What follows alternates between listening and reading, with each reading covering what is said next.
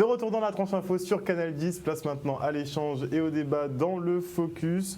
Et ce soir, nous allons parler notamment des conséquences psychosociales de la gestion de crise Covid sur les Guadeloupéens, mais aussi de la loi de sécurité globale qui risque de restreindre certaines libertés, dont notre vie privée qui risque d'être épiée. On parlera aussi, peut-être si on a le temps, de la vaccination obligatoire. Et sur ce plateau avec moi ce soir, nous avons Raymond Otto, notre sociologue. Bonsoir Monsieur Otto. Bonsoir, tu vas bien? Oui, ça va bien, merci à vous. Ça va. Les fêtes s'annoncent bien? Oui, toujours. Toujours? Oui. Même s'il n'y a pas vraiment de fête? Non, non, il y aura toujours fête. Tous les ponts sont déjà prêts. Vous allez défier l'autorité, monsieur Otto? Quelle autorité? Non, on ne vous a dit pas de rassemblement de plus de 6 personnes, même dans le cadre privé. C'est vrai? vrai? Vous serez à 6? Non, je ne compte jamais, puisque c'est les premiers verres qui posent toujours problème. Après, ça descend. Donc tout ira bien. On dira ça comme ça. Nous avons également Céline Samé, qui est vice-présidente de la Banque alimentaire de Guadeloupe. Bonsoir Madame Samé. Bonsoir. J'espère que vous n'avez pas les mêmes intentions que monsieur Otto. Oh, on saura gérer ça au fur et à mesure. Vous êtes hors la loi aussi. Très bien. C'est bon à savoir sur ce plateau. Nous avons également Fabrice Gott. Bonsoir Monsieur Gott. Bonsoir. Ça va bien depuis la dernière fois? Oui, avec des nouvelles en plus. Des nouvelles en plus? Oui, sur les conséquences liées au port prolongé du masque et la confirmation que les tests PCR sont falsifiés. Enfin, qu'ils ne servent à rien en fait. On ne va pas dire qu'ils ne servent à rien. Il faudra que la Guadeloupe réclame une valeur précise afin que les tests puissent refléter la réalité. Très bien, vous allez nous en dire plus dans le courant de l'émission. Et nous avons également Madame Pamela Auberton. Bonsoir Madame Auberton. Bonsoir. Ça fait 2 mois que je vous attends. Donc on dira que je suis ravi de vous avoir sur le plateau. Moi aussi, pareillement, très ravie. Très bien, on va rentrer directement dans le vif du sujet. On a pas mal de choses à traiter. Monsieur Otto, on sait que vous êtes un observateur aguerri quand même de la situation guadeloupéenne. Vous êtes un peu partout. Comment se porte le Guadeloupéen selon vous? Quel Guadeloupéen? Quelle tranche d'âge? Parce qu'en fait, on aurait pu penser que ce seraient les personnes âgées qui seraient les plus anxieuses. Et en fait, non, c'est la classe moyenne qui vit une anxiété. Alors, l'anxiété, elle est entretenue, hein, puisqu'en fait, pour ceux qui aiment bien les cours d'économie, première et deuxième année, on parle de la théorie des chocs. Et donc, en fait, on a vécu en direct, depuis mars, une théorie des chocs où, effectivement, régulièrement, on vous annonçait des informations fort désagréables, puisque apparemment, depuis mars, on ne peut mourir que du Covid aux Antilles. Donc, c'est quelque chose qu'il faut qu'on interroge. Et deuxièmement, la situation économique, puisqu'on a observé, et ça je prends le temps avec d'autres collègues sur d'autres communes de la Guadeloupe, le retour progressif des Antillais guyanais qui sont les premières victimes collatérales du confinement, c'est-à-dire des gens qui avaient des activités économiques indépendantes et qui aujourd'hui sont obligés de rentrer au pays. Donc ils font faillite en hexagone et là ils sont contraints, forcés finalement de revenir au pays. Donc ça veut dire en fait c'est une partie qu'il va falloir gérer, puisqu'il y aura 2 choses à gérer. La première, c'est la frustration d'avoir perdu quelque part un projet familial qu'on avait voulu lancer. Et la deuxième, c'est comment intégrer dans la vie d'aujourd'hui et comment les gens vont pouvoir justement faire le pas vers l'assistance, c'est-à-dire d'aller voir les services idoines pour pouvoir être accompagnés dans ces situations-là. On va se tourner vers Madame Samé. Vous travaillez justement à la Banque alimentaire de Guadeloupe. Comme je le disais précédemment, on estime que vous êtes un espèce d'indicateur du climat social. Alors comment se porte le département en ce moment? Et la population?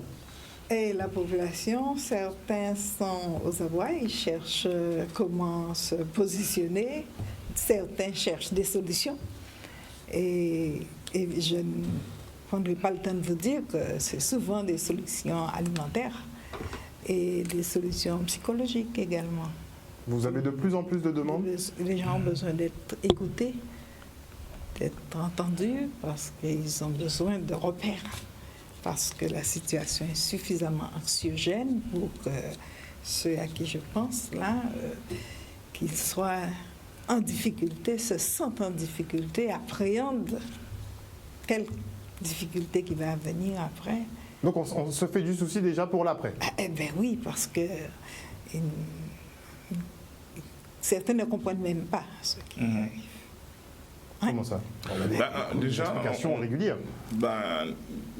Le Covid est venu révéler un état de fait, c'est-à-dire qu'en fait, on avait une société guadeloupéenne qui était sous perfusion, donc on utilisait des dispositifs, on utilisait un certain nombre de ce que j'appelle la peau d'apernapépin, c'est-à-dire qu'il n'y avait pas vraiment d'insertion qui était pensée, il n'y avait pas vraiment d'expertise qui était pensée.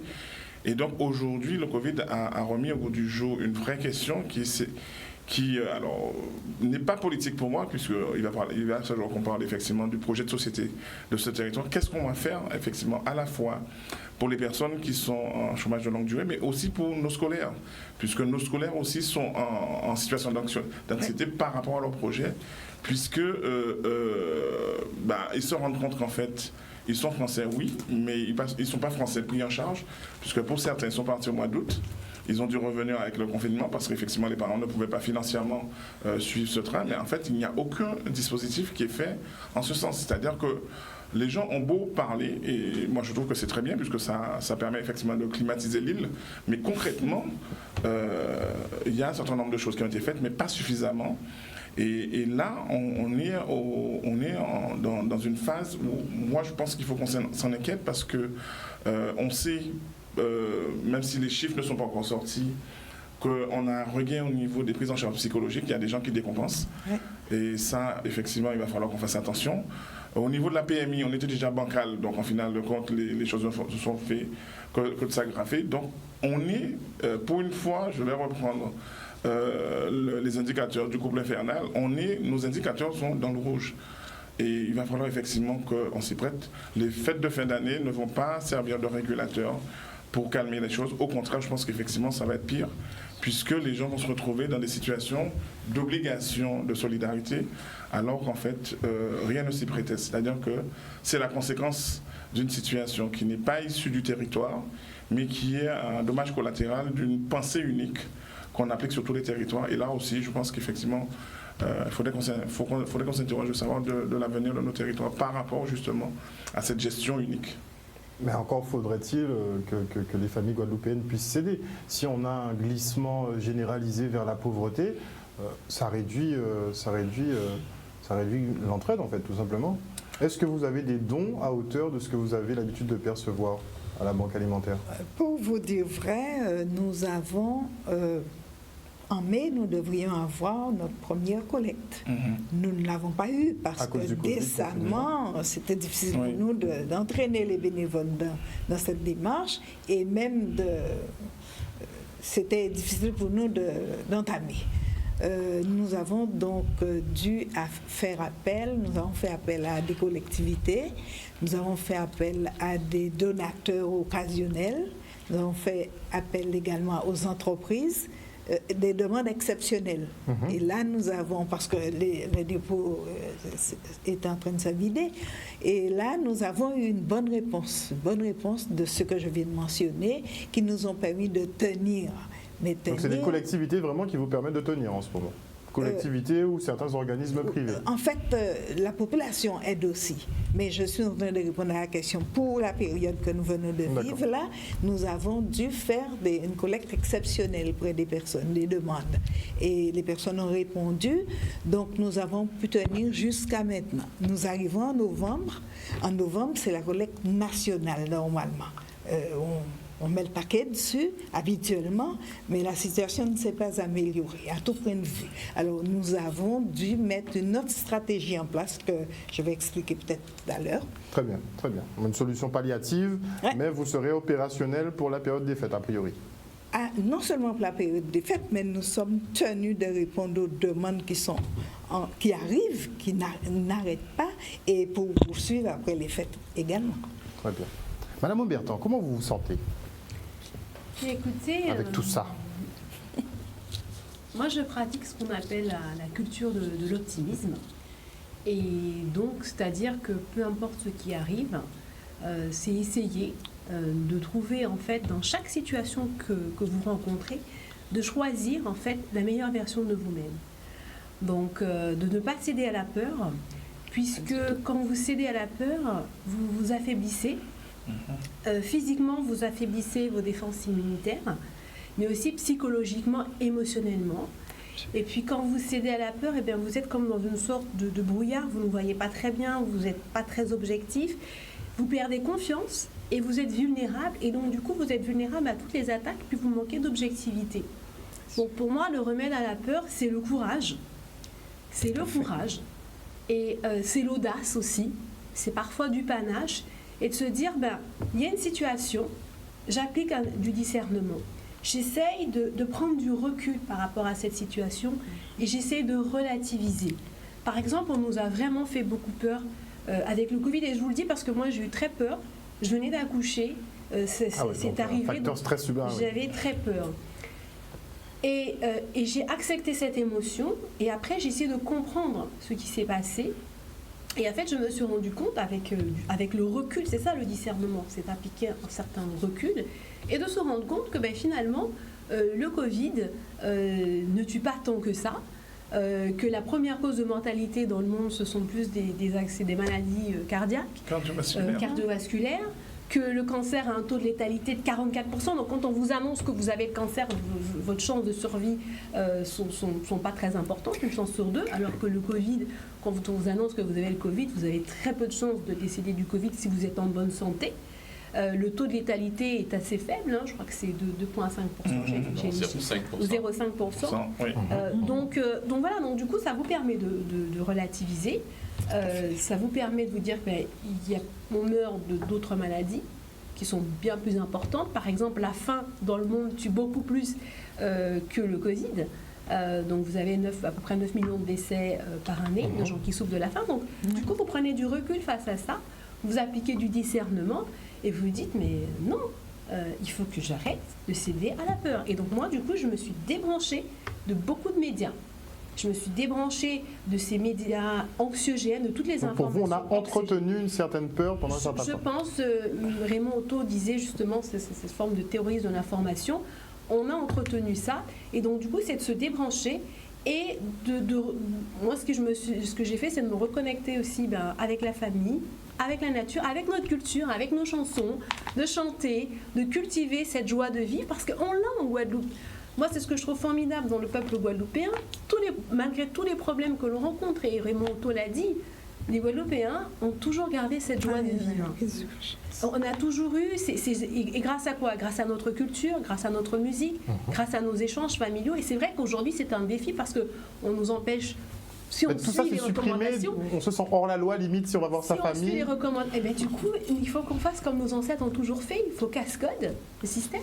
Il faut peut-être le marronner pour trouver cette force, cette énergie en nous, parce qu'on l'a, notre famille est toujours là, notre nature est là, notre culture est là, notre gros cas est là, notre musique est là. Donc il faut cultiver cet optimisme en nous. Mais on vous dira aussi que la police est pas loin non plus. La police, elle peut pas être partout, puis la police, il faut bien comprendre une chose, ce sont des humains comme nous. Pour l'instant, notre police n'est pas robotisée. Je suis sûre qu'ils ont des frères et des sœurs qui sont commerçants, artisans. Je ne vais pas dénoncer mon voisin, mais... Qui ont perdu des enfants, qui ont perdu, pas des enfants, mais qui ont perdu leur travail. Ou qui se rassemblent à plus de 6 personnes dans leur domicile et qui festoient. Non, ça c'est une dénonciation calomnieuse. Non, j'ai pas dit qui. Et puis moi, je tiens à préciser aussi, et ça, je trouve qu'on l'a beaucoup oublié dans cette crise, nous avons des droits. Nous avons des droits fondamentaux, les droits de l'homme. Ils sont inhérents, ils sont inviolables. Et ça, on a l'impression, donc on en reparlera peut-être après, que le gouvernement a balayé ces droits fondamentaux, mais le droit à la liberté d'expression, le droit à la liberté d'aller et venir, le droit à l'éducation. Donc j'ai vu qu'il y a des enfants qui avaient été interdits d'entrer à l'école parce qu'ils n'ont pas le masque. Il y a des droits fondamentaux. On parlera du vaccin où on vous dit il faut à tout prix vous faire vacciner, mais vous avez le droit de refuser un traitement médical. Donc vous avez des droits qui sont inscrits dans la Déclaration universelle des droits de l'homme, qui est consacrée par les Nations Unies. La plupart des États l'ont adopté. Vous avez le pacte civil et politique. Vous avez en France, ces droits-là sont constitutionnalisés. Donc ils sont dans le préambule de la Constitution. Donc on a ces droits-là et on peut les revendiquer. Et justement, n'oublions pas dans quel contexte ces droits-là ont été reconstitutionnalisés. Le droit à la résistance à l'oppression, ainsi de suite, en 1789 et après la Seconde Guerre mondiale. Et c'était un contexte avec des États totalitaires, avec des dictatures, et les gens ont réaffirmé ces droits-là. Justement, pour nous, par la suite, pour que ça ne se reproduise plus. Donc là, on voit un certain type de prémices qui se mettent en place. Eh bien, réaffirmons ces droits, réaffirmons nos valeurs et disons-nous, voilà ce que je veux comme monde et choisissons la meilleure version de nous-mêmes. C'est possible ça, peur. monsieur Do? Si. Ah oui, hein. Si, parce que moi, je reste persuadé, c'est ce que je disais à des étudiants dernièrement. Ce qu'il y a de bien avec le Covid, c'est qu'il a révélé le vrai visage de la France, qui est une oligarchie. C'est-à-dire un petit groupe qui a la main mise sur tout un territoire et qui en jouit pleinement. Et avec arrogance depuis le mois de mars. C'est vrai qu'ils ont pris la confiance un peu. Oui. Là, on sent qu'ils ont pris la confiance. Mais après, effectivement, moi, C'est pire, vous dites, monsieur Gott. je trouve que c'est sympa, parce que lorsque je vois les représentants ici, ils soignent leur bronzage. Donc, en fait, ça prouve effectivement qu'il y a du bon temps à prendre ici. On les a pas vraiment entendus. Hein. Justement, peut-être pour rebondir sur ce que disait Raymond Otto, c'est vrai que moi je suis d'accord, je partage complètement le fait que le Covid a été un révélateur de beaucoup de choses, et notamment des profondes inégalités. Et par exemple, en France, vous avez 7 milliardaires, donc c'est le dernier rapport d'Oxfam qui s'est sorti, qui possèdent plus de 30% des Français les plus pauvres. Ils étaient 8 l'année dernière, ils sont 7 cette année. Les 10% les plus riches du pays possèdent 50% des richesses du pays. La France compte 41 milliardaires en 2019. C'est 4 fois plus qu'après la crise de 2008. Et les milliardaires français, ce sont eux qui ont vu dans le monde la richesse la plus importante. Et un petit clin d'œil à Sanofi, le PDG du groupe Sanofi gagnait en 2018 plus de 343 fois le salaire d'une aide-soignante. 343 fois. Le salaire d'une aide-soignante. Et donc, quand vous avez de tels écarts de richesse, c'est un risque énorme pour notre démocratie. Puisque vous avez cette élite qui est complètement déconnectée. Quand vous avez Bernard Hinault qui fait... Arnaud. Qui fait 67 milliards d'euros de Et la petite parenthèse, Bernard Arnault qui a bondi dans le classement de 7 places, je crois. De 7 places ou 8 places en à peine 5 ans. Ouais. Le gars s'est fait une montagne d'argent. On aimerait bien savoir comment. C'est vrai, on va lui demander. Nous sommes en monarchie républicaine. Hein. Monarchie républicaine, vous dites? Oui, une monarchie. Avec un roi et ses vassaux. Sauf que les titres seraient plus camouflés maintenant avec les directeurs. Les titres, on les a gommés parce que ça fait pas bien aujourd'hui. Mais quand on regarde en prenant du recul, c'est exactement le même modèle qu'il y a 6 ou 7 siècles. C'est vrai qu'on laisse très peu de personnes capitaliser énormément. Et le problème aujourd'hui, je pense qu'il faut plus qu'on se concentre, nous, sur ce qui se passe chez nous, où on a encore peut-être une capacité de réflexion et de conscientisation. Même là, j'en doute. Je ne vais pas vous mentir, monsieur Gott, j'en doute. Oui, mais on essaye. C'est-à-dire que Pamela, Raymond... ah oui, heureusement qu'on a des bien. On a des personnes. Maintenant, en termes dans ce qu'on pourrait appeler le marronnage, puisque c'est notre refuge. Notre refuge, quand même, a une importance capitale. Et les personnes qui se sentent mal, je crains malheureusement, Raymond pourrait le confirmer, mais je crains malheureusement que ces personnes aient oublié qu'ils ont cette capacité-là. C'est-à-dire que je ne suis pas médecin, mais au niveau marronnage, j'ai été chercher pourquoi il y avait des choses qui n'allaient pas dans le bon sens. Et cette démarche, je demande à chaque Guadeloupéen d'aller vérifier. À chaque tout le monde ne va pas forcément faire preuve d'esprit critique. Beaucoup ne veulent pas s'intéresser de toute façon à l'information plus que ça et prennent ce qu'on leur donne. Oui, mais le problème, ne vont pas chercher. C'est que ça devient anxiogène. Ils n'ont pas la capacité en même temps de faire comme là, c'est-à-dire se déconnecter. Ils n'ont pas la capacité de faire, ou le refus de faire l'analyse, comme Raymond, et encore moins d'aller chercher est-ce que c'est vrai ce qu'on dit. Donc, à un moment, on est adulte, je suis désolé d'être aussi dur, mais il faut prendre ses responsabilités d'adulte et d'arrêter de pleurnicher. Parce que les autres, ils ne vont pas vous apporter des mouchoirs. Ils vous retirent. Madame Céline Sané, pardon. Madame Sané est juste à côté, elle peut le confirmer qu'on leur retire le pain de la bouche. Donc qu'est-ce qu'on fait? On doit attendre que toute la population n'ait plus rien à manger? Il y aura une explosion sociale de toute manière. Ça, On ne pourra pas y couper. On ne pourra pas... On a une C'est politique. compliqué quand même, hein? On a une Non, politique. c'est pas compliqué. On a une politique actuelle qui est basée si sur on des contrôle mensonges. tout le monde. C'est-à-dire que la politique actuelle de l'autorité locale, elle est basée sur des soi-disant cas positifs. Je suis désolé. Si vous basez votre politique sur des cas qui sont même pas validés par sérologie, par prise de sang, et que personne, moi là pour le coup, je comprends pas qu'il y ait aucun institutionnel qui ait demandé des comptes à ce niveau. Mais C'est-à-dire que tout le monde parle de facteurs d'incidence, seuil. on a vu qu'ils ont modifié justement les facteurs à prendre en compte en cours de route. Au début, c'était plus la mortalité, taux d'incidence et consorts. Après, bon, on a vu que les chiffres s'amélioraient. On a eu 6 semaines consécutives d'amélioration. Après, bon, on a encore un peu joué dans le curseur. Donc, on a bien vu qu'il fallait essayer de justifier une certaine politique. Mais maintenant que le dossier, on va dire, est sorti au grand jour, ça ne change rien pour autant.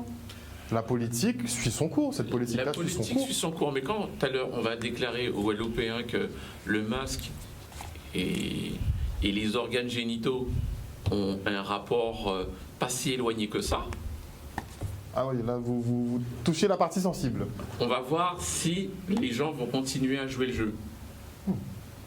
Monsieur Otto, comment se fait-il effectivement qu'on puisse accepter des mesures qui n'aillent pas dans notre sens? C'est quoi? On est trop atteint en ce moment? On est trop fatigué? On a trop peur? Non, en fait, il y a eu une profusion d'informations. En plus, les gens ont l'impression d'être isolés ici. Il ne faut pas oublier qu'on est en même temps, on est en train de mener un combat contre la chlordécone et tout ce qui s'est passé. Donc en fait, tout ça vous donne un coup sur la tête. Vous vous dites, on a essayé la chlordécone, bon, là on va essayer le Covid. Bon, le Covid, il est plus dur à faire gober, puisque sincèrement, lorsque vous voyez qu'on a préféré valoriser les élections alors que le Covid est présent depuis le mois de novembre. Donc les gens peuvent toujours raconter tout leur crack. Ce qu'il y a de bien aujourd'hui, c'est que l'information, par-delà la censure, elle circule. Exact. Donc ça veut dire en fait, lorsqu'on a eu nos petits navires avec nos promotions sur les croisières et que les gens sont partis en croisière prendre la mort, ça on n'en parle pas. La deuxième année de maths appliquée au sens social, lorsqu'on parle de Ki2 et de concentration, les gens font des études, donc les gens savent effectivement, lorsque vous parlez d'un Ki2, la concentration 1 ou moins 1, on sait ce que ça veut dire. Donc par conséquent, c'est les variables. La troisième chose, c'est que nous avons une mentalité qui est naturelle à cette époque. Et les gens oublient toujours qu'en fait, avant eux, c'est pas le désert. Avant eux, nous avons des habitudes de mentalité, puisque nous avons une population à 40% âgée. Il faut bien qu'à un moment donné, les gens meurent. Et avec beaucoup de comorbidités en plus. Oui, forcément. mais ça, la comorbidité, on le sait, puisque c'est nous-mêmes qui avons fait ce choix, dans la fin des années 70, d'opter pour l'alimentation industrielle, sans contrôle. Alors, on a fait ce choix, nos politiques ont fait ce choix. Non, pour une fois, je vais m'associer, puisque... Tu dis qu'on est tous... sinon, il va manquer des gens pour mourir. Donc, en fait, là, on a déjà dépassé le stock de ce qui devait mourir en premier, deuxième temps. D'ailleurs, vous avez remarqué, on n'a même pas fini de parler de maintenant. On vous annonce déjà une troisième vague. Exact. Par contre, la troisième vague, elle ne sera pas du Covid, elle sera du suicide. Elle a commencé dans le nord de la France.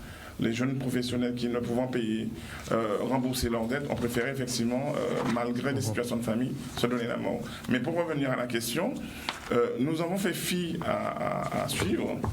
Après, ce n'est pas de la faute des politiques. C'est vrai qu'on leur envoie toujours un coup de bâton sur la tête, mais ce ne sont pas des lumières non plus. Donc, nous avons choisi nos politiques qui n'étaient pas des techniciens. Et on s'étonne effectivement qu'ils ne puissent pas répondre. Mais c'est nous qui les choisissons.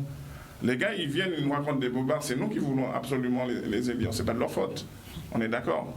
On ne peut pas leur demander non plus, effectivement, de faire jaillir de la lumière. On ne fait pas sortir de la lumière des ténèbres. Donc aujourd'hui, une question se pose, et je ne sais pas si vous avez suivi l'actualité qui a été menée par notre sénatrice. On a suffisamment de personnes formées, de jeunes formés qui galèrent parce qu'ils n'arrivent pas à trouver du boulot ici, parce qu'effectivement ils ne peuvent pas être porteurs de sens. Je crois que le Covid nous a révélé qu'à un moment donné, il faut tourner la page.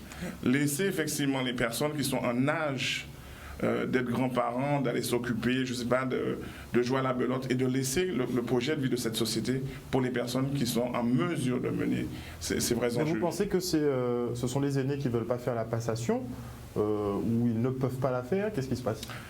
Il y a un grand politicien français qui avait dit cette chose. Il convient mieux de confier le pouvoir à des personnes qui n'en veulent pas que des personnes qui l'inversent. Et vous vous souvenez, il s'appelle le général de Gaulle. Et on a encore les résurgences de ce qui s'est passé en Afrique. D'accord? Donc en fait, on a un système qui est maintenu. L'immobilisme, c'est une action. Hein. Lorsque vous avez effectivement des gens qui aujourd'hui vous disent que oui, on a 15 ans, on a 20 ans de retard, comme si c'était une fierté. Non, à un moment donné, il faut, et je suis d'accord avec Mme Aubertin, il faut qu'on prenne notre destin en main, il faut qu'on soit responsable. Ça veut dire qu'en fait, les personnes qui viennent aujourd'hui et qui nous disent effectivement, bon voilà, la Guadeloupe c'est ça en termes de ressources, on n'est pas forcément. Alors il y a une image qu'il faut qu'on déconstruise, c'est que tout le monde pense effectivement que sans l'Europe, on n'est rien. Exact. J'aime bien rappeler aux gens que nous contribuons financièrement à l'Europe. D'accord? Les gens oublient en fait qu'ils sont contribuables de l'État français et qu'ils n'ont rien gratuitement, hein, que tout se paye, on paye des impôts pour ça. D'accord. La deuxième chose, c'est qu'il ne faut pas qu'on oublie non plus que tous nos territoires, les territoires d'outre-mer, garantissent effectivement des projets professionnels pour des cadres français. Sans nous, tous les emplois réservés que nous avons justement au niveau de tous les services de l'État, ça me rappelle une dame qui me disait effectivement que s'il n'y a que des Européens, c'est parce que nous ne faisons pas des études. J'ai compris enfin à quoi ça servait justement de maintenir ces emplois-là. C'est que les gens ne sont pas obligés de réfléchir, ils sont nommés et donc on va devoir subir ça 3 ans, 5 ans. Mais pour revenir à notre question, il nous faut vraiment maintenant arrêter, prendre le temps. C'est vrai que beaucoup de familles ont souffert du Covid, volontairement ou involontairement, parce qu'il y a une étude qui est en train d'être menée en France. Et la fronde a été lancée par un cardiologue, un médecin assez âgé, qui disait que chez lui, les gens ne sont pas morts du Covid. Par contre, sur les actes de décès, on a notifié le Covid. Donc en fait, c'est une pandémie sans mort, et où des gens se sont retrouvés à ce qu'ils ne peuvent pas enterrer correctement leurs proches, parce qu'effectivement, c'est estampillé Covid, donc il y a un protocole, et tout le monde est en train de dire ça. Donc, en fait, il y a une espèce de recul. Le recul dont Mme Aubertin parlait? J'ai l'impression que les gens n'ont pas envie de marronner parce qu'en fait, ils n'ont plus faim. Et que ce système-là les agrée. C'est-à-dire, en fait, de savoir que leur petit confort est maintenu. On ne va pas faire de vagues. Si on dit effectivement, on ferme les cimetières, on ferme les cimetières. Si on dit effectivement que les morts qui sont dans le cimetière ont le Covid, on va dire effectivement que les morts qui sont dans le cimetière ont le Covid. Donc en fait, on est prêt à tout, simplement pour ne pas contrarier l'ambiance du moment. Mais je suis désolé, moi, lorsque je discute avec les gamins, certains m'ont dit, vous imaginez, on va passer le bac pour des métiers qui ont été confinés. Ah oui, c'est vrai qu'ils ont une autre façon de voir les choses. Oui. Donc en fait, ils sont en train de se questionner que j'arrive en terminale, je vais passer un bac d'un métier qui a été confiné. C'est-à-dire que je vois un projet de vie qui va se réduire à 0 parce que quelqu'un aura décidé que vous avez un métier non essentiel. On a créé sémantiquement les métiers non essentiels. C'est une terminologie. Ils essaient de rattraper, mais il était trop tard. Effectivement. Et moi, ça m'interroge parce qu'en fait, c'est pour ça que je dis que je ne vis pas négativement le Covid. Justement, ça m'a permis de réfléchir autrement, de regarder autrement ma société et surtout de voir qu'en fait, on a beaucoup de leçons à retirer de nos seniors parce que nos seniors, ayant donné qu'ils ont connu la guerre, et qu'ils ont connu les restrictions de la guerre, qu'ils ont connu le fait, effectivement, avant 1946, d'être libres de couleur et de s'être battus pour la France et de ne pas pouvoir bénéficier des mêmes droits en tant que retraités de la guerre, je pense que c'est une belle leçon de vie que nos actuels cadres qui n'ont pas dû souffrir pour avoir cette nationalité française, qu'ils en jouissent, mais qu'ils en jouissent mal. Et je crois qu'en fait, il va falloir qu'on commence à réfléchir. Et c'est pas un fin mot de le dire. Ouais, qu'on commence vraiment à s'y mettre. On se quitte pour une petite page de publicité et on revient avec nos invités en plateau. De retour sur le plateau du Focus, nous sommes toujours en présence de nos invités. On va parler maintenant brièvement, puisqu'on en parlait juste avant la coupure pub, de l'annulation du jour à tradition. Qu'est-ce que vous en pensez, Monsieur Autou? quelles sont les raisons pour lesquelles on annule. Puisqu'on vise... J'aimerais bien les avoir. Oui, moi ça m'intéresserait puisque c'est un espace ventilé, c'est pas une salle fermée. Oui, C'est un espace où on peut mettre effectivement des mesures barrières. Pour moi, c'est comme si on me disait qu'on annulait le 14 juillet, ce que je ne dirais pas de mon vivant. Il en a tenu. Oui. Donc ça veut dire qu'aussi pour certaines choses, on peut faire des mesures barrières et on peut réfléchir aussi pour jouer à tradition. C'est simplement une volonté de tout un chacun à défendre effectivement le fameux Sakitao. Honneur aux femmes. Moi, je trouve que c'est une très, très mauvaise nouvelle pour les agriculteurs.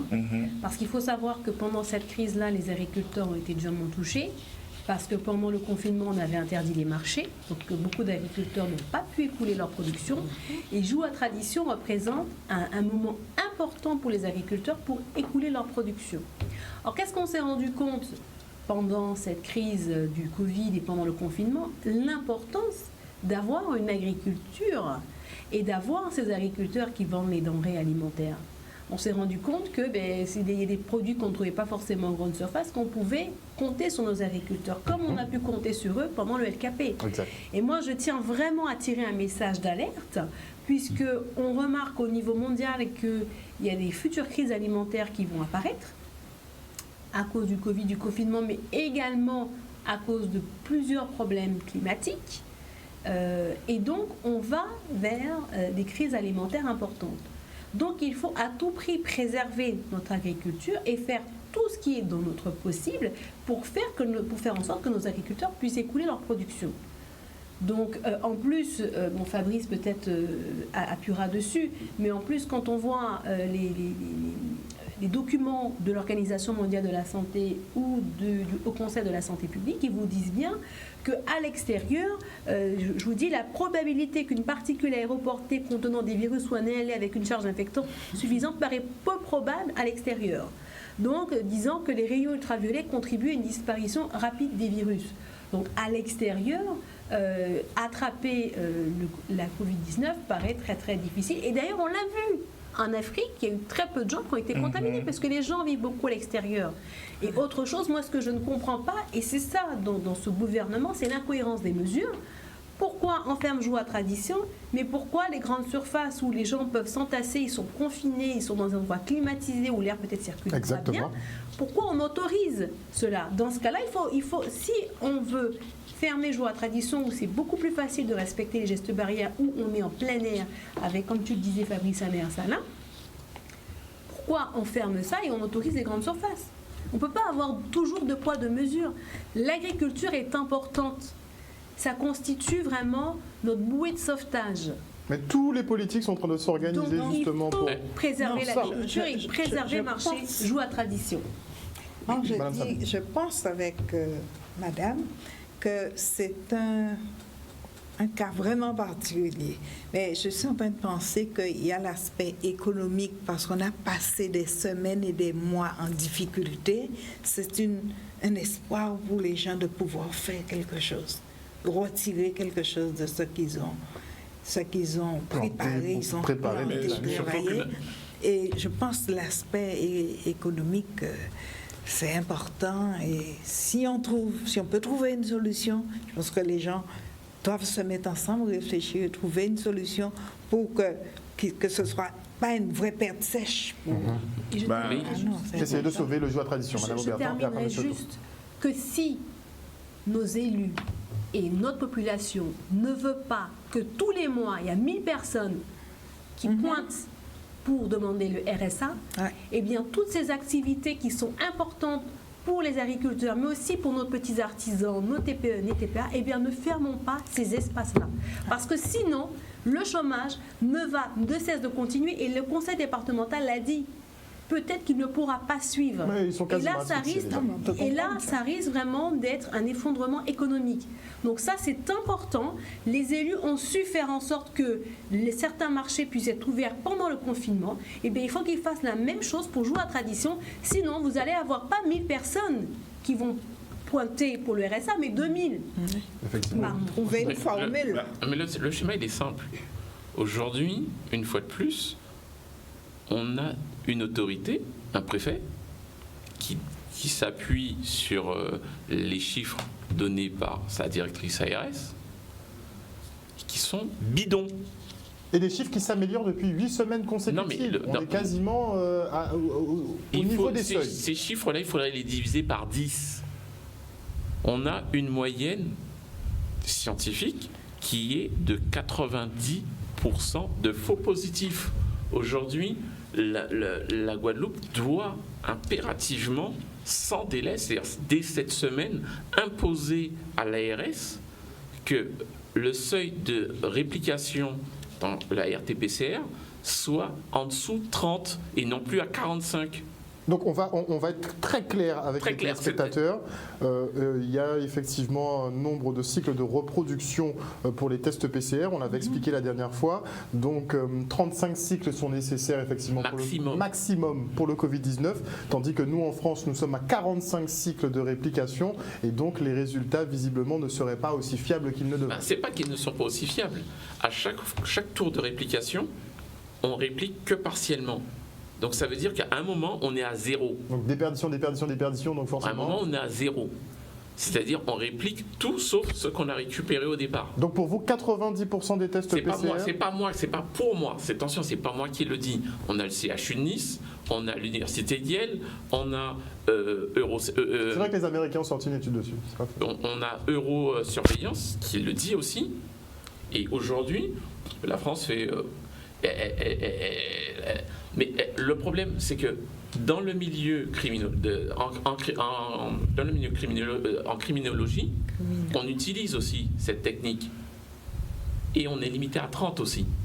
On va quelquefois à 35, mais on ne va pas atteindre le 40 parce qu'on sait qu'il n'y a rien. Il n'y a plus rien à trouver à 40. On ne trouve rien à 40. À 40, tout ce qu'on trouve, c'est du faux.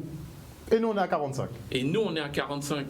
Donc, le problème aujourd'hui, c'est que si on peut imposer ça, on verra automatiquement que la politique de ces personnes, qui est basée sur ça, si cette base, elle éclate, Raymond, dis-moi si je me trompe, hein, on verra. Donc ça pourrait ramener tout le monde à la raison. C'est pas que ça pourrait ramener tout le monde à la raison, mais c'est surtout qu'on va voir que c'est une gigantesque bulle, une bulle bidon.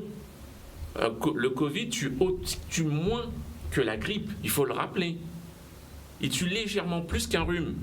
Pour une personne en comorbidité. Le gros problème qui se pose, et moi c'est un truc que je n'arrive pas à comprendre, j'avoue que ça me dépasse, c'est qu'on l'a dit aussi la dernière fois, il suffit d'aller regarder les courbes de mortalité, de comparer quelques années pour voir qu'il n'y a quasiment aucune surmortalité sur 2020, si ce n'est effectivement, on a eu un pic entre mars-avril qui est bien, on peut très bien le distinguer, mais on n'a pas de pic de mortalité. Tout comme en 2016 de chikungunya, on a eu ce pic en mai, juin, mais quand tu regardes sur l'année, c'est quelques unités de différence.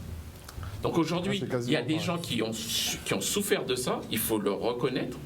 Mais on ne nie pas l'existence de la maladie. La plupart des gens qui l'ont attrapé ont très bien survécu.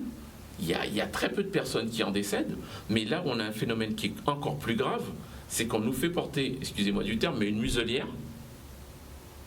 Cette muselière, elle a des impacts sociologiques, Raymond est plus qualifié que moi pour parler de ça, qui sont quand même largement visibles, mais elle a des impacts physiologiques qui, eux, sont extrêmement pervers, à porter pendant une durée assez longue, puisque dans quelques jours, ça va faire 3 mois qu'on porte ça quotidiennement. Exact. Il y a des gens qui le portent pendant plus de 10 heures par jour. Oui. Donc ça veut dire qu'on est dans ce qu'on appelle une acidose respiratoire. Acidose respiratoire. Oui, l'acidose respiratoire, elle doit durer que quelques jours maximum. Là, on est à des semaines, mois. Donc on passe à une acidose métabolique. L'inconvénient, c'est que l'ensemble du corps, puisque le sang circule dans tout le corps, l'ensemble du corps est attaqué par cette acidité. Donc notre corps, à force de respirer il vieillit plus prématurément. C'est-à-dire qu'il y a 2 mois, quand j'étais venu sur ce plateau, j'avais prévenu qu'on risquait d'avoir des crises cardiaques. Aujourd'hui, on en a à l'appel. Mais on n'en parle pas. Mais on n'en parle pas, il ne faut pas le dire. Chut. Mais il y a un truc que les Guadeloupéens et les Guadeloupéennes doivent savoir, c'est qu'il attaque les organes sexuels.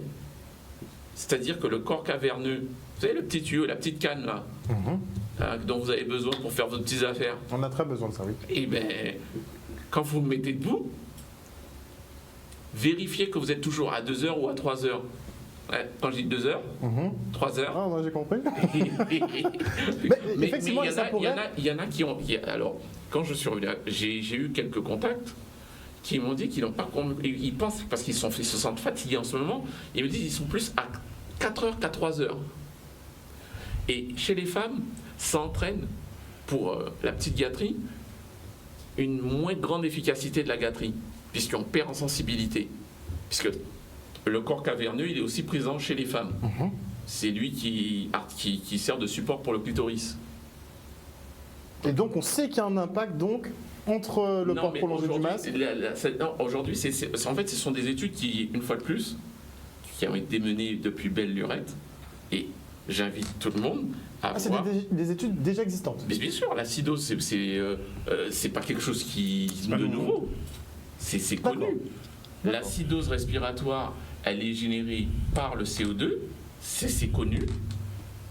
La continuité, elle doit décroître au bout de quelques heures, voire quelques jours. Mais elle ne décroît pas, puisqu'on l'alimente en constance avec le masque. D'accord. Donc aujourd'hui, on a des gens, dès le moment, il faut savoir que dès le moment où vous portez le masque, vous commencez à avoir des maux de tête, ce sont les premiers signes. Mais imaginez ça tous les jours, ça fait 3 mois. Exact.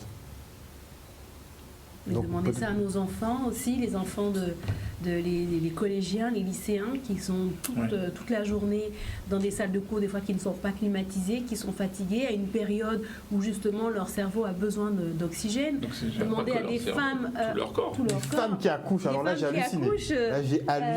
Demandez à des femmes qui accouchent d'accoucher avec un masque, alors qu'on sait à quel point la respiration pour l'accouchement est fondamentale. Et moi, j'ai été surprise, voire choquée, d'entendre dans un média dominant un médecin qui disait que les enfants vont à l'école, mais il faut que quand les enfants rentrent chez eux, qu'ils portent le masque, qu'ils restent masqués, qu'ils mangent seuls et qu'ils retirent le masque seulement pour aller se coucher. Mais je pose la question aux parents, aux gens, est-ce que c'est dans ce type de société-là que vous voulez ? Si vous ne voulez pas être dans une société où on est tout le temps masqué, où on a peur, où on entretient cette peur-là, eh bien, réveillez-vous. Et justement, manifestez-vous. Parce que là, clairement, c'est pas le cas. Et prenez position, parce que nos élus, on a parlé de nos élus tout à l'heure, mais la population ne dit rien.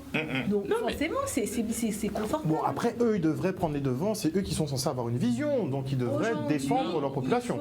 Il faut bien qu'on comprenne, et Raymond, tu as dit quelque chose de très pertinent tout à l'heure, que le Covid a démasqué l'oligarchie. Aujourd'hui, on est dans ce que Jean Ziegler appelait des démocraties simulatives. C'est-à-dire qu'elles n'ont pas de prise sur le réel. Exemple, Nicolas Hulot, il a démissionné parce qu'il s'était rendu compte que les lobbyistes étaient plus puissants et qu'ils ne pouvaient rien faire. Aujourd'hui, ce sont des grandes multinationales et des grandes banques qui dirigent. Jean Ziegler, toujours, a fait un très beau livre, il les appelait les maîtres du monde. Voilà.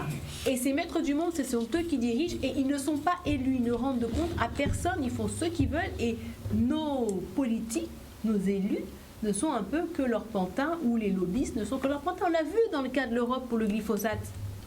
Normalement, l'Europe aurait dû interdire le glyphosate parce qu'on sait que c'est cancérigène, on sait que c'est pas bon, on sait que ça pollue, on sait que ça reste dans le sol.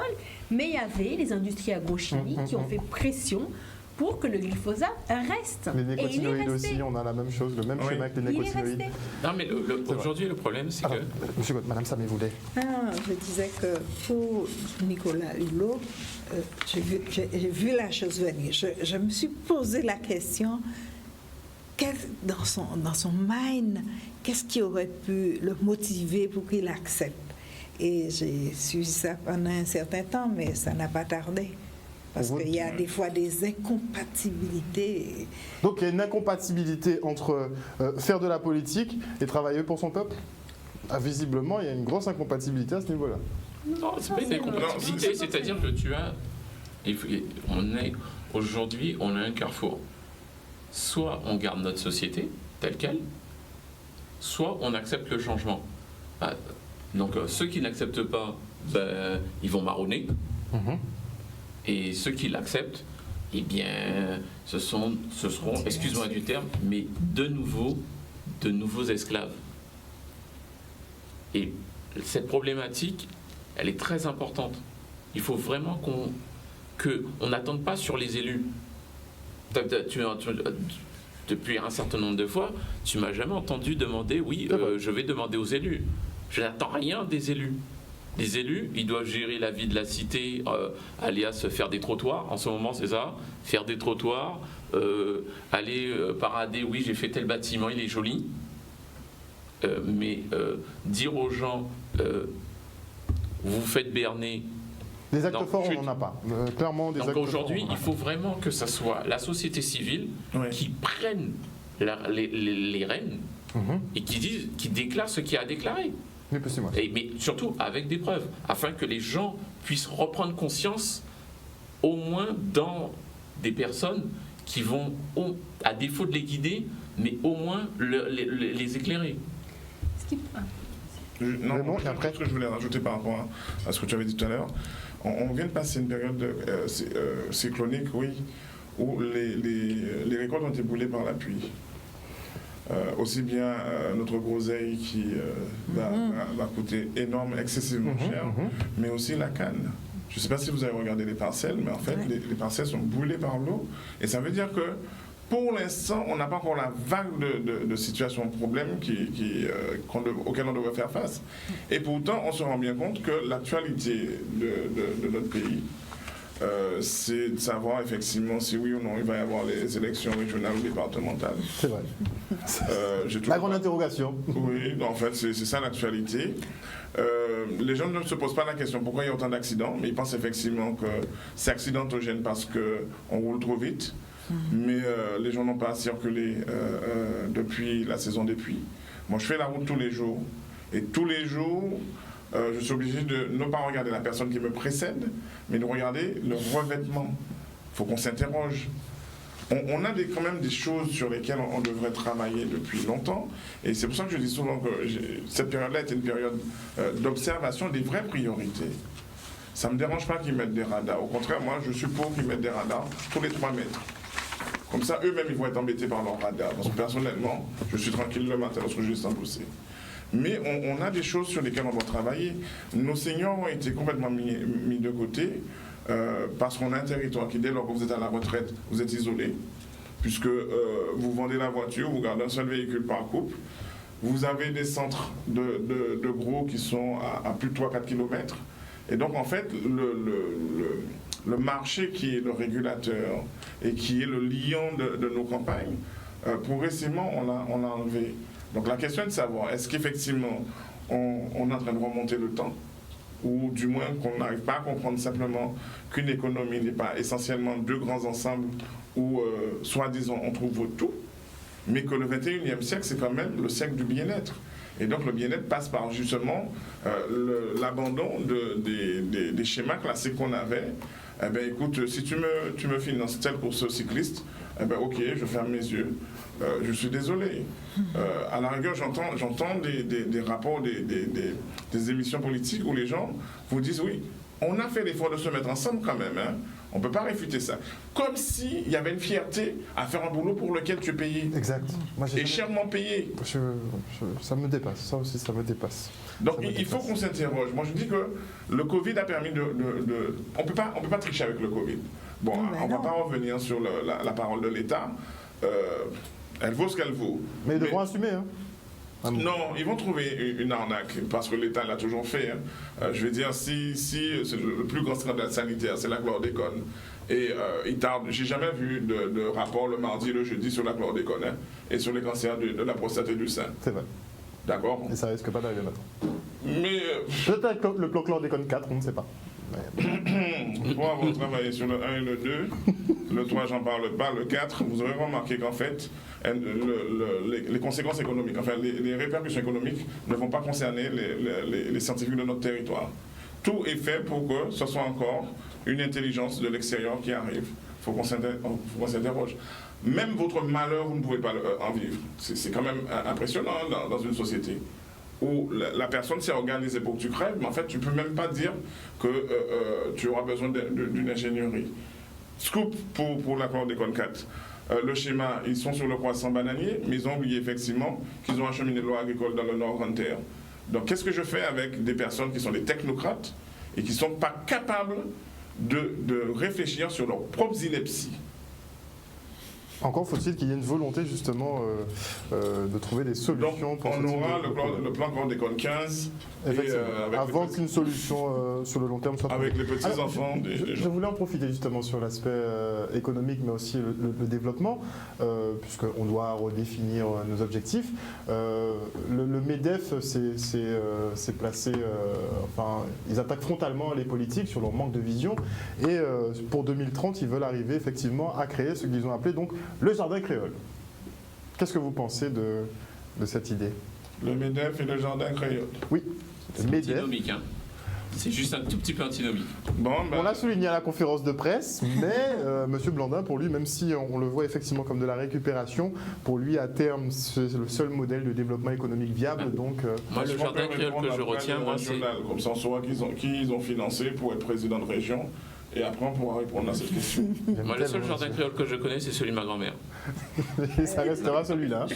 Je m'apprêtais à dire que si c'est du jardin créole seulement, il s'agit, on penserait bien.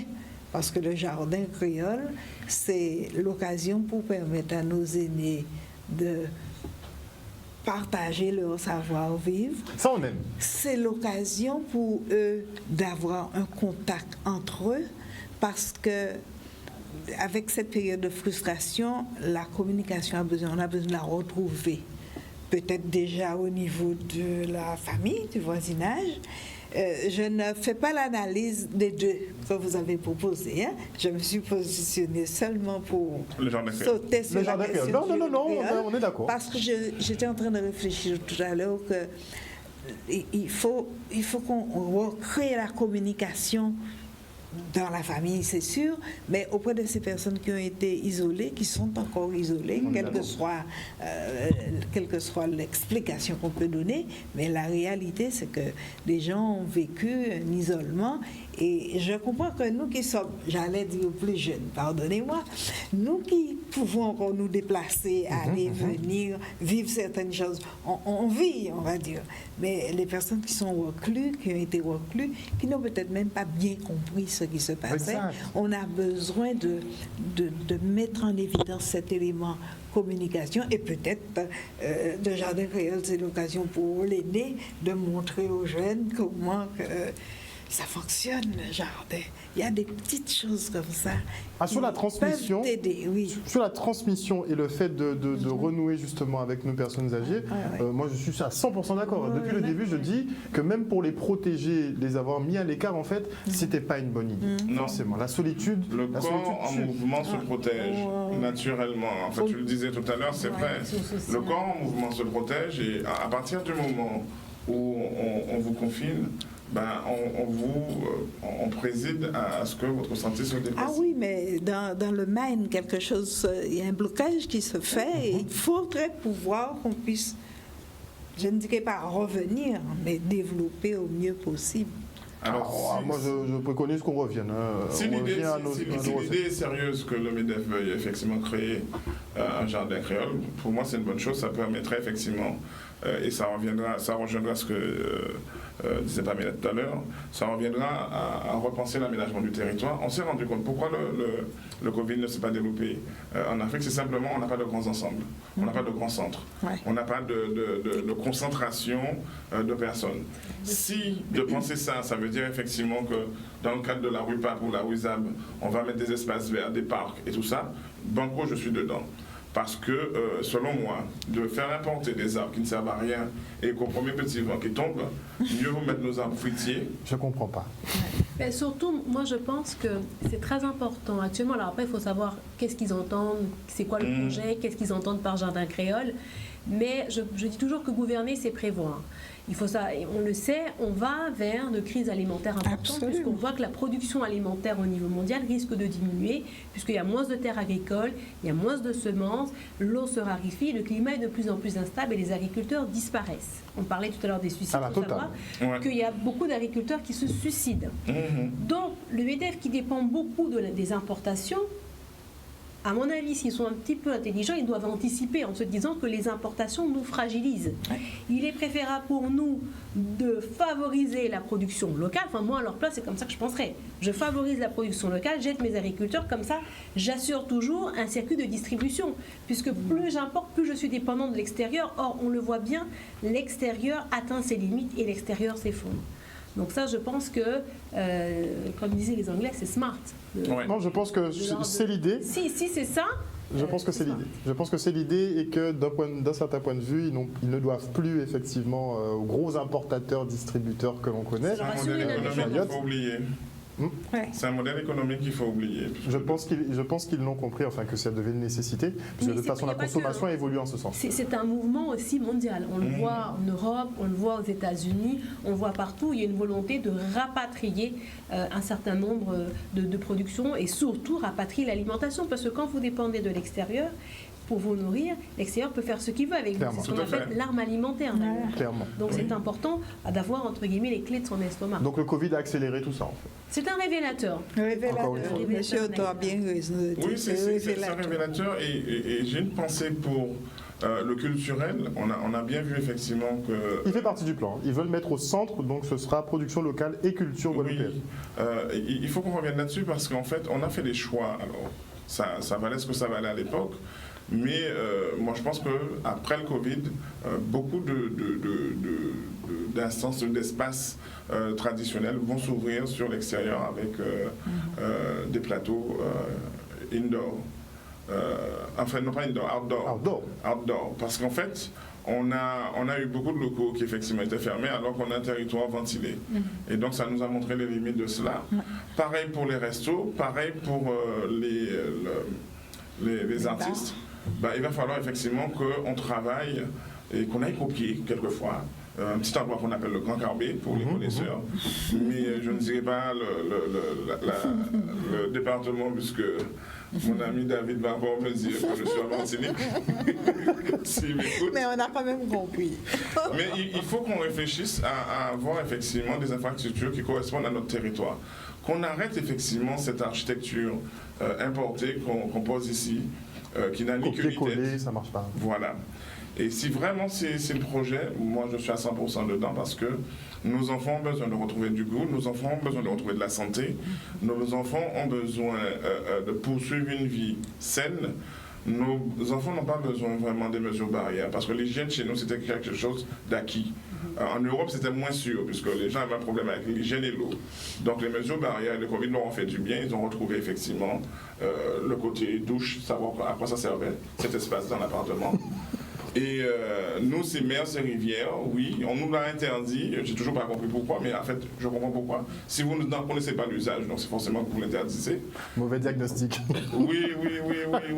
Et voilà. Et je crois qu'en fait, Monsieur Luce, quand même.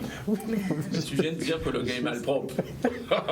Non, c'est pas ce que j'ai dit. J'ai dit il en a découvert l'usage. Bon, qu'il n'en connaît pas l'usage. Des mesures barrières, parce que nous, justement, on nous a critiqué sur notre culture, mais quelle mère antillaise va t'accepter torse nu à sa table? D'accord? Donc, et quelle mère antillaise va t'accepter en train de bâiller ou de tousser sans mettre ta main devant ta bouche? Quelle mère antillaise qui va t'accepter sans laver tes mains? En fait, les mesures barrières, on les avait déjà. Hein. Nous, on n'avait aucun souci avec ça. Donc, ils en ont fait une nouveauté. C'est très bien. Mais je vous dis, pour moi, l'anthropologue, je suis ravi du Covid-19 puisque ça a permis à certains de revenir dans la grotte et de voir les commodités de la grotte. Avant de se quitter, on n'a même pas pu enchaîner sur la loi de sécurité globale. Et oui, et on aura quelque chose à dire sur... Justement, allez-y sur la collecte de la banque alimentaire avant qu'on se quitte. Et Madame Aubertin, il faut vraiment qu'on fixe notre rendez-vous. Ça, c'est clair. Sans moi. Pourquoi, Monsieur Otto? Oui, alors, je m'apprêtais à dire, et c'est à tout le monde, à vous aussi, Monsieur Otto, que puisque la situation est ce qu'elle est, et que nous avons déjà affronté la difficulté au mois de mai, disais-je tout à l'heure, et que le mois de novembre, nous ne pouvons pas organiser une collecte comme il faut, nous avons conçu autrement. Et nous avons, j'allais dire, imaginé une collecte dématérialisée. C'est-à-dire que nous proposons au public. Nous avons négocié avec certaines grandes surfaces et certains moyens magasins la possibilité de venir en caisse et en passant à la caisse de laisser un montant, une somme. D'accord ? Ça peut être 5 euros, ça peut être 2 euros, ça peut être 10 euros, ça peut être 20 euros. Les organismes que j'ai mentionnés, on a convenu, donc il leur a fallu un code de barre spécial. Et donc, chaque fois que vous passez à la caisse, les fois que vous passez à la caisse, vous laissez un montant pour la banque alimentaire. Et à la fin de la semaine, puisque nous avons appelé 7 jours pour la banque alimentaire, c'est-à-dire que vous avez la possibilité d'aller jeudi, c'est ce jeudi-là, vendredi, samedi, dimanche, jusqu'à mercredi. On n'attend pas mercredi, on commence le plus tôt possible, jeudi, vendredi, samedi, on sait que c'est l'opération de la banque alimentaire qui se poursuit. Alors, vous avez la possibilité de donner le public, que nous apprécions d'ailleurs, qui collabore toujours, le public a la possibilité, en passant aux caisses, sans avoir à manipuler les produits, sans s'exposer, c'est simplifier le travail. On dépose un petit montant, à la caisse et le code barre de la banque alimentaire enregistré. En fin de semaine, nous allons donc récupérer le montant total que nous pourrons utiliser, acheter les produits. Très bien. Ça, c'est pour eux. Alors, c'est une possibilité. Et l'autre possibilité, encore plus simple, vous avez des carnets de tickets restaurant. Moi, j'aurais dû dire, le ticket restaurant, c'est la marque, mais le ticket restaurant, pour simplifier, vous en avez des carnets et vous ne voulez pas vous embarrasser avec des produits, vous passez, il y aura une urne dans quelques magasins. Et vous pouvez, en passant devant les magasins, vous pouvez simplement glisser 1 ou 2 ou 3 tickets restaurants et c'est pour la banque alimentaire. Donc, lorsque vous arrivez dans le magasin, vous identifierez les lieux. C'est juste les 2 carrefours, le Carrefour Market, Baïf, Bouillante, Lamentin, Moule, Petit-Bourg, Sainte-Rose et Carrefour, Abîme et Saint-François. Donc, je vous ai donné en vrac, mais quand vous passerez, vous verrez les fascicules. Vous verrez ça dans le magasin et vous saurez où on peut déposer. L'une est quelque part, non loin de la caisse. D'accord. Et vous déposez. Voilà. Ça sera donc une participation intéressante et les gens, comme ils ont l'habitude d'avoir le plaisir de participer à la collecte, ils vont participer à cela et nous adressons des remerciements. Merci beaucoup Madame Samé en tout cas pour le travail que vous réalisez auprès des personnes nécessiteuses, puisqu'il va y en avoir de plus en plus malheureusement ici sur le département. D'habitude effectivement on n'est pas fan de certains magasins, mais quand ils font de bonnes opérations, bon, on va quand même le saluer et on espère quand même qu'ils vous donnent des stocks gratuits. Hein. Oui, il y a toujours des arrangements qui sont faits. Si. D'accord. Et non seulement pendant toute l'année, les plus grandes, nous avons un contrat avec eux 2 fois par semaine. Mais on va récupérer. Ok, très bien. Merci beaucoup, en tout cas à vous tous d'être venus sur ce plateau ce soir. J'espère vous voir très prochainement pour une analyse de cette crise Covid-19, en espérant effectivement que la population se fasse un avis plus travaillé, plus réfléchi. Moi je le dis pendant qu'on est en direct, le marronnage me plaît beaucoup. L'idée du marronnage me plaît beaucoup, puisque c'est vrai qu'on a des décisions qui sont prises au pied levé et qui nous nuisent particulièrement ces temps-ci, et donc j'espère que le joug à tradition quand même pourra se maintenir, parce que c'est une question de survie pour beaucoup de producteurs locaux. C'est contre le gaspillage aussi. Il faut que les producteurs, les agriculteurs puissent se manifester. Moi j'ai vu avec un certain nombre de citoyens, on a fait des référés administratifs. Il faut faire, même si des fois ça ne marche pas, mais il faut être dans l'action. On n'est pas content au lieu de se plaindre sur son téléphone, en disant ouais, ça y est, fait. Faisons, agissons. Très bien. Et faisons entendre nos voix. Parce que le politique, vous savez, ça change. Hein. Aujourd'hui, vous êtes pestiféré et demain, c'est vous. Parce que surtout quand vous êtes cohérent et que vous tenez bon. Quand vous vous engagez sur le long terme, c'est très important. Les gens ont besoin de loyauté, de voir de la loyauté de leurs élus, ce qui n'est pas le cas pour l'instant. Et le mot de la fin pour M. God, rapidement. Guadeloupéen. Ah, je trouve pas. Guadeloupéen. Exiger, enfin, on va faire, il faudrait qu'on fasse un référé pour exiger que le seuil de réplication des tests soit en dessous de 30, comme il se fait en Allemagne, à 25 par exemple. Très bien. On peut faire ça en combien de temps? Un référé, il faut le rédiger, c'est tout. Déposer, référé, boum. C'est en cours alors. Super. On en a fait 2, on est passé 2 fois au Conseil d'État contre le port du masque en extérieur. Ok. Mais là, les sentinelles font un gros job. On fait. Là, il y a une valeur vraiment qui est indiscutable, à savoir, est-ce qu'on continue à avoir des résultats de tests toutes les semaines qui sont purement arbitraires, puisque quand on ne peut pas les analyser... Ah non, mais prochaine conférence de presse, Monsieur Gott, prochaine conférence de presse. Posez la question. Non, regardez le direct de Canal 10. Vous allez comprendre. Monsieur Otto, on se voit bientôt? J'espère bien que non, je retourne dans mon pays. Aïe. Quel pays donc? Petit Cannes. Le Nord. Oui, c'est pas un pays français. Et puis là, au moins, les gens peuvent boire, respirer, marcher sans être confinés. En campagne, c'est vrai que c'est tranquille. Et avec mes poules, quelquefois, on prend de la hauteur dans le citronnier. Et puis après, on prend 2 punches. Tout va bien. Merci encore d'être venu sur ce plateau ce soir, chers téléspectateurs. On espère que vous avez passé un bon moment en notre compagnie. On n'essaie pas d'être... on ne va pas à l'encontre du gouvernement et des mesures qui sont prises juste pour le plaisir. On espère que vous arriverez quand même à faire la part des choses et discerner le faux du vrai justement dans cette histoire quand même qui sent mauvais. Il faut le dire. Une bonne soirée à vous sur Canal 10 Télévision. On se retrouve demain à 18h30 pour une prochaine tranche info. Bisous, bisous. Merci.